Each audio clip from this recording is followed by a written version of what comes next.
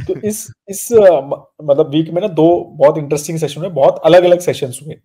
One मतलब just to show कि how people are very different. So एक बंदे से we were discussing financial plan बना रहे थे, तो एक्सपेंसेस डिस्कस हो रहा था कि कितना एक्सपेंस होता है महीने का। And he like completely blank हो गया, वो एकदम कहता सर तो बहुत डिफिकल्ट क्वेश्चन पूछ लिया आपने कि ये कैसे मतलब कैसे बताऊं मैं। लेकिन 1 लाख हो जाता होगा। तो मैंने कहा कि अच्छा इसमें 1 लाख रुपए में क्या क्या ऐसे हाउस होल्ड हो जाता है सर, ये हो जाता है। मैंने कहा अच्छा, मैंने कहा और घूमने घामने का, हाँ वो भी ऐड कर लो सर, वो 30,000 और ऐड कर लो। मैंने कहा ठीक है 130। मैंने कहा फिर बच्चे के वो स्कूल सर वो तो ईयरली होता है ना, तो फिर वो भी करना है क्या? मैंने कहा हाँ वो भी करना है। तो अगर चलो वो भी कर लो सर 25-30। मतलब वो करते करते करते उसने 1 से स्टार्ट किया, 180 तक पहुंच गया एक्सपेंस। एंड देन सडनली ही रियलाइज मैं बहुत खर्चा कर रहा हूँ। ठीक है। कि मेरे तो सेविंग कुछ हो ही नहीं रही। तो मतलब तो उसको ये सारा डिस्कशन करते हुए रियलाइज हो रहा है, कहता है सर मैंने ऐसे कभी मतलब सोचा नहीं है कि मेरा कितना खर्चा होता है तो मैं करता रहता हूँ। राइट। और ऐसे ही आज एक डिस्कशन हुआ तो वो बहुत अलग हुआ। तो ही न्यू कि मैंने कहा खर्चा कितना हुआ, तो उन्होंने तो मतलब एक्सेल खोल दी अपनी। मैं कहा सर मैं ना अभी रुको रुको 2012 से बताता हूँ मैं। Well prepared for retirement. ठीक है। तो ही स्टार्टेड लाइक कि 2012 में मेरा इतना होता था। मेरी ये एवरेज इन्फ्लेशन, मैं अपनी इन्फ्लेशन भी कैलकुलेट करता हूँ एवरी ईयर। तो ये मेरी एवरेज इन्फ्लेशन है। और क्या कहते हैं ऐसे ऐसे ऐसे मैं ग्रो कर रहा हूँ, यहाँ मेरे खर्चे बढ़ रहे हैं। मेरी स्कूल की फीस का इन्फ्लेशन भी बताया उसने, तो बहुत मतलब उनका डेटा इतना जबरदस्त था कि मैंने भी लर्न किया कि स्कूल की फीस का इन्फ्लेशन कितना जबरदस्त है। तो ठीक है। क्या ओवरऑल परसेंटेज निकला वो? स्कूल की फीस का इन्फ्लेशन कुछ था 13-14%। Oh my God. ठीक है। तो वो सारी चीजें चल रही थी। तो मतलब जब वो तो व्हेन वी हियर सो ये उनका मतलब उनका 2012 से एक एक एक्सेल शीट, एक एक रुपए का हिसाब। उन्होंने कहा मैं सर ये वीकली अपडेट करता हूँ, सैटरडे संडे को मेरा ये काम है, 1 घंटा में बैठ सही के है, अपनी एक्सेल अपडेट करता हूँ। ठीक है। बढ़िया है। तो मतलब आई वाज लाइक 2 लोग जिसको एक को एक्सपेंस डिस्कस कर रहे थे कि एक्सपेंस कितना है और एक जो है उसका मतलब उसको डेसिमल पॉइंट में पता था कि मेरा लास्ट राइट ईयर एक्सपेंस कितना हुआ और अभी तक कितना हुआ है, वाईटीडी के हिसाब से बता रहा था वो number. Right right right right तो राइट। मैं वही डिस्कस कर रहा था, तब जब इन्हीं से ये बोल रहा था, मैंने सर कि every person is so different right when we are discussing financial plan. Right. So every person is so different. और जब हम बनते जब डिस्कस करते हैं, जब आगे जाते रहते हैं, तो हर आदमी इतना अलग हो जाता है कि यार इसका, जबकि अगर हम देखें ना ओवरऑल तो ऐसा नहीं था कि उनका भी बहुत मतलब जो इनकम थी एक्सपेंस था उसके हिसाब से उनका भी बहुत अच्छा सेविंग था। Right right. लेकिन डिफरेंस वाज कि ही हैड नो क्लू। तो उनका सेविंग हो रहा है, इधर जा रहा है, कभी उधर जा रहा है, कभी कम हो रहा है, कभी ज्यादा हो रहा है, तो ही हैड नो अंडरस्टैंडिंग। उन्होंने राइट। एसआईपी की हुई है हार्डली 10% ऑफ सेविंग। और उनको लग रहा है कभी डाल देते हैं कभी नहीं डालते, कभी कुछ इधर पड़ा है कोई इधर पड़ा है, तो no proper structure. This guy was very structured. ठीक है। Right. Very very structured, everything was very well planned. एक एक जगह पर एक एक पूरा एसेट एलोकेशन पता है, टारगेट एसेट एलोकेशन पता है, मतलब उन्होंने खुद ये सारी क्या चीजें की बात, हुई है। बहुत बढ़िया। हाँ। तो ये सारी चीजें मतलब तो आई वाज लाइक डिस्कसिंग। तो मैं उनको यही मतलब जब उन्होंने आधा घंटा तो उन्होंने प्रेजेंट किया, मैंने मतलब I hardly speak like 10 sentences in first half an hour 45 minute. तो मैं उनको बोला, मैं सर आपको तो सब पता है, मतलब अभी मैं क्या बोलूं, ऐसा हो गया। बट उसके बाद मैं 3 घंटे बोला फिर। राइट।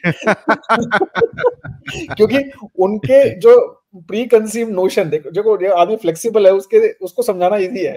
बट राइट जो राइट आदमी ने राइट। इतना सब किया है 12-13 साल में, उसको ट्रू बताना कि ट्रू। तू गलत कर रहा है वो और ज्यादा वो राइट और राइट। ज्यादा डिफिकल्ट हो जाता है। ट्रू तो ट्रू ट्रू। ये सारी चीजें बड़ी इंटरेस्टिंग होती है when we do financial planning right. So that's how every different person very मतलब काफी सारे लोग हमसे बात करते हैं, ये बोलते हैं कि सर बता दो ना कौन सा फंड यूज करना है, कौन सा स्टॉक लेना है, आप बता दो क्या है इसमें, इजी है तो।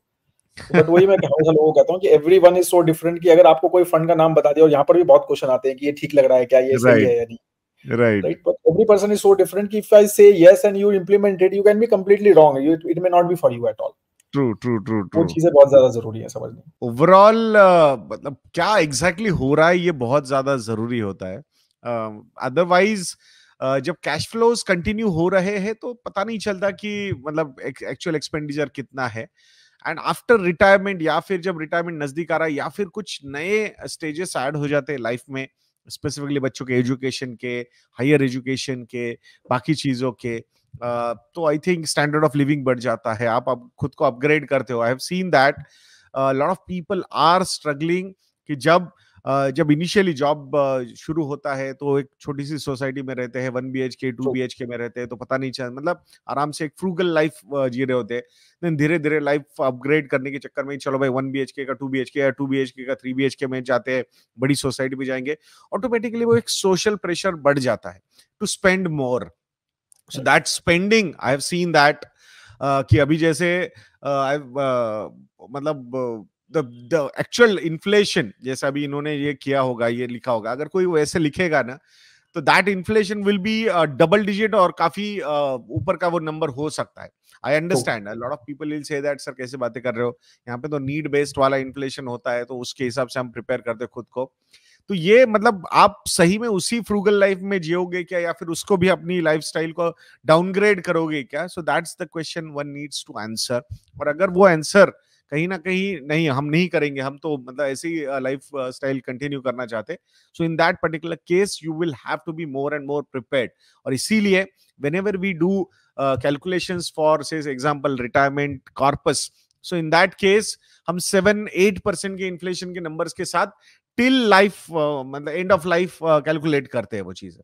अब सबको पता है कि भाई धीरे धीरे धीरे डेवलपमेंट हो रही है, डेवलप्ड इकोनॉमी अगर हम बनेंगे तो इन्फ्लेशन के नंबर्स नीचे रहेंगे, इंटरेस्ट रेट्स के नंबर नीचे रहेंगे, expectation should be on a downward trend, but let's be prepared for higher inflation in, so prepare for the worst case scenario and hope for the best case scenario. That's what financial planning is all about. तो उसमें बहुत बार लोग बोलते हैं sir कैसे बातें कर रहे हो यार, 12% के रिटर्न ले रहे हो कैलकुलेशंस में, ऐसे थोड़ी होगा, 12% तो मतलब कितने आराम से मिल जाएंगे। तो I think it's always better कि उसके हिसाब से ही चीजें करो। गौरव आई थिंक 2-3 महीने पहले प्रशांत जैन जी से मिले थे, उसमें वो डिस्कशन हुआ था, तो what was the gist, he was saying that कि भाई 12% लॉन्ग टर्म में अगर रिटर्न मिल जाए तो बहुत बढ़िया रिटर्न होंगे वो यहाँ से। सो और एक चीज समझो, बहुत सारे लोग, बहुत सारे ये यूफोरिया के मतलब उसकी वजह से एक मिसकंसेप्शन में जी रहे हैं। जब स्मॉल कैप्स 35-40% का CAGR देता है 3 साल के लिए, मिड कैप भी ऑलमोस्ट 30-35% देता है, लार्ज कैप भी 25-30% का CAGR अगर दे रहा है 3-3 साल का, तो आपको समझना होगा यहाँ पे कि markets are not rightly priced in that case. तो मतलब again we are not suggesting that no यहाँ से करेक्शन होगा, ऐसा होगा वैसा होगा, no we are not suggesting that. There are 2 types of correction: price correction, time correction. Looking at the cash flows in the market, there could be a time correction. So वो time correction में आपको बहुत कम returns या फिर बहुत ही sluggish kind of returns दिख सकते हैं, and that could be very disappointing for lot of people. So इसीलिए कैलकुलेशंस जब करोगे तो जितना ज्यादा रैशनल रह सकते हो उतना सही रहेगा। बैलेंस एडवांटेज में इन्वेस्टमेंट्स कर रहे हो तो 8-10% would be a right thing for assumption. Hybrid funds में, एग्रेसिव हाइब्रिड फंड्स में कर रहे हो तो 10 से 12%, और अगर इक्विटी में कर रहे हो, प्योर डाइवर्सिफाइड इक्विटी फंड्स में, तो भरे वो लार्ज कैप हो, मल्टी कैप हो, फ्लेक्सी कैप हो, बट कैलकुलेशन 12% से ही करो, उससे ज्यादा मत करो। ज्यादा आएंगे तो बहुत बढ़िया है। लोग बहुत बार बोलते हैं कि 12% सर, 12% में कैसे ये होगा, 12% तो फिर तो मैं क्यों करूं ये सारी चीजें। भाई मतलब ऐसा मत सोचो कि कैलकुलेशन 12 से करो, बट रिटर्न एक्सपेक्टेशन मार्केट को, मतलब ओवरऑल बेंचमार्क कैटेगरी एवरेज को बीट करने का ही रखना चाहिए। तो वहां पे पार्टिसिपेशन टू द फुलेस्ट करना है, बट एक्सपेक्ट कैलकुलेशन ये नहीं करना कि अरे हाँ मार्केट ने 12% दिया, I will get 15-18% at all times. I think ये फुल्स पैराडाइज में हमने नहीं रहना चाहिए। So that is very important.